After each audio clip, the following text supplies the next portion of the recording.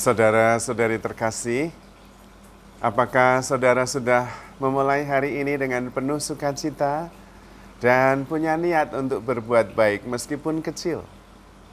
Semoga Tuhan memberkati niat baik saudara.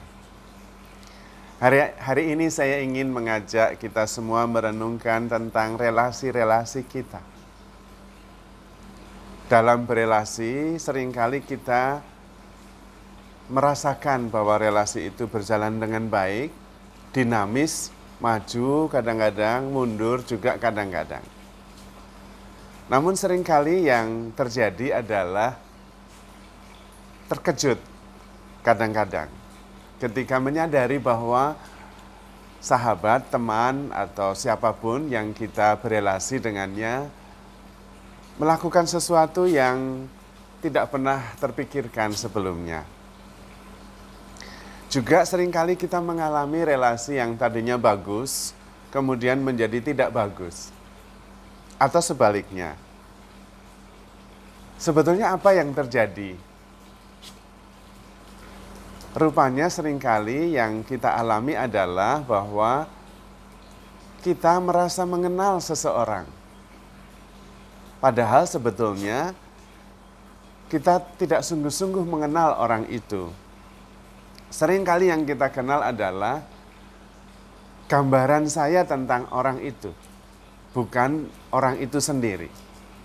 Atau mungkin bahasa yang lebih jelas adalah yang saya kenal mengenai orang itu adalah pikiran saya tentang dia. Tidak ada hubungannya dengan orang itu sebetulnya. Tetapi hanya pikiran saya tentang orang itu. Dan tentu akibatnya menjadi fatal. Karena seringkali pikiran kita tentang orang itu sama sekali berbeda dan bahkan tidak berkaitan dengan orang itu yang sebenarnya. Tidak heran kemudian kalau relasi kemudian menjadi tidak baik, relasi kemudian berubah, dan kita sungguh-sungguh terkaget-kaget karena ternyata apa yang kita bayangkan tentang orang itu sama sekali berubah. Dan itu juga yang sering kali terjadi dalam relasi rumah tangga, dalam perkawinan. Ketika mereka saling mencintai, kemudian mengambil komitmen untuk hidup bersama sebagai suami istri, mereka kemudian terkejut. Karena dalam proses mereka masih pada tingkatan pikiran. Saya mencintai orang ini, tetapi yang saya cintai ternyata pikiran saya tentang dia. Dan karena itu dalam proses selanjutnya tentu ada penyesuaian.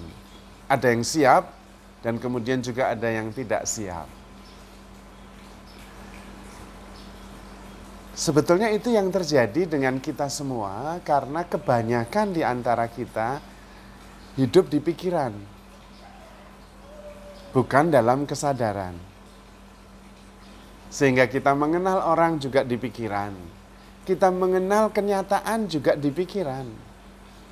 Kita tidak sungguh-sungguh mempunyai direct knowing, pengenalan langsung tentang sebuah pengalaman. Biasanya mengalami bersentuhan dengan objek, tetapi kemudian menilai, menghakimi, memikirkannya, dan kemudian dari pikiran itu saya baru mengenalnya. Sehingga pikiran menjadi seperti filter yang membuat kita tidak bisa bersentuhan langsung dengan pengalaman. Termasuk dalam mengenal pribadi-pribadi. Dan itu akibatnya memang langsung berdampak pada kualitas relasi-relasi kita. Yang penting tentu apa yang seharusnya kita lakukan. Yang seharusnya kita lakukan adalah pelan-pelan kita belajar mengenali pengalaman dan realitas secara langsung. Tidak lewat pikiran. Tetapi itu berarti kita juga harus terus-menerus melatih kesadaran. Sehingga ketika kita berjumpa atau kontak dengan objek, yang terjadi adalah pengenalan dan pengalaman langsung, bukan lewat pikiran. Namun hal ini tidak mudah, karena kita memang dibesarkan untuk dikondisikan mengenal pengalaman dan peristiwa lewat pikiran kita. Dan karena itu sebetulnya sebagian besar kita hidup di pikiran. Ada yang mengatakan 80%, ada yang mengatakan 90%. Dan karena itu kita menjadi sangat lelah. Kita perlu melatih diri untuk sadar.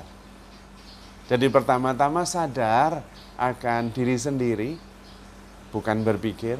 Sadar akan pengalaman, sadar akan kontak dengan objek dan pikiran, dan kemudian mengalaminya sebagai kesadaran yang hadir sebagai kenyataan, sebagai pengalaman, sebagai kesadaran, tidak lewat pikiran. Dan dengan demikian pelan-pelan kita bisa mengenal diri sendiri, mengenal setiap pengalaman sebagai sebuah kesadaran baru.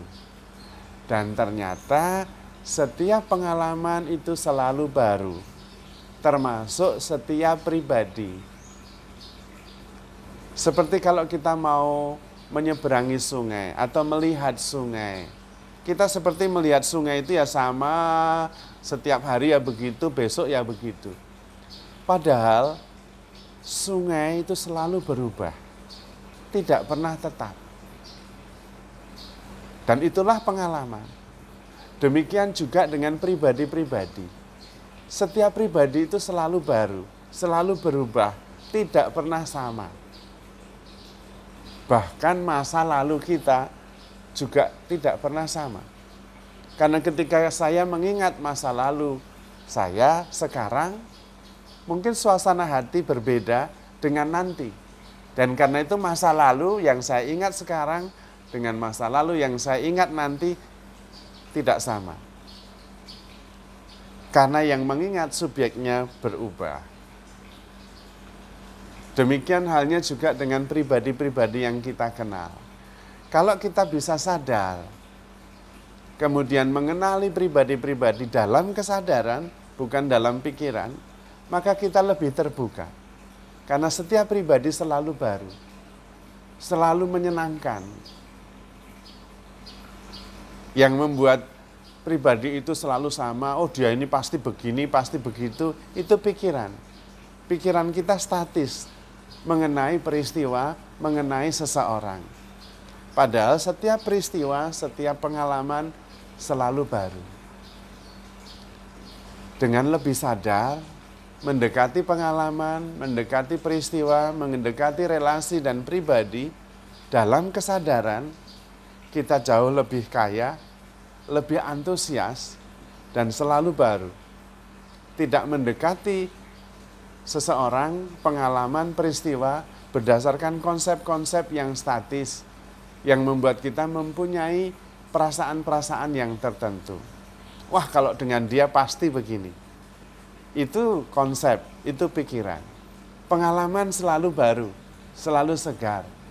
Pribadi tidak pernah sama. Maka dalam berelasi, seringkali kita berelasi dalam pikiran saja, berelasi dengan orang yang kita pikirkan, bukan dengan orang yang sebenarnya. Tuhan mengajak kita supaya kita hidup sepenuhnya. Dan kita bisa mengasihi orang itu, bukan hanya mengasihi pikiran saya tentang orang itu. Maka ketika Tuhan meminta kita supaya mengasihi sesama kita seperti diri kita sendiri, sebetulnya Tuhan mengajak kita untuk selalu terbuka dan menghadapi setiap pribadi sebagai pribadi yang selalu baru, yang selalu menakjubkan.